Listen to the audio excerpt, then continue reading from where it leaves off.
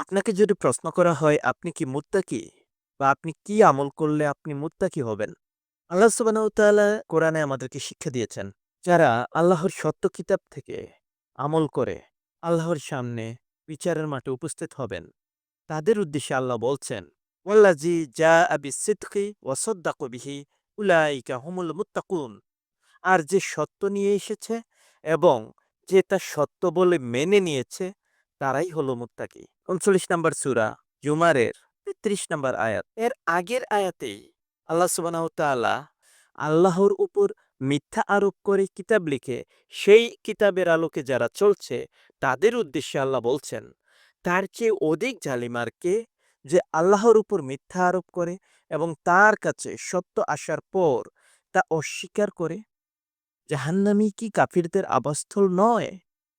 সুতরাং মুত্তাকি বা সজাগ বা সচেতন বা সতর্ক হলো ওই ব্যক্তি যারা শুধুমাত্র রবের নাজিলকৃত কিতাবের সত্য মেনে নিয়েছে এবং সত্য নিয়ে এসেছে। আর বিপরীত যারা করেছে তারা হলো কাফির।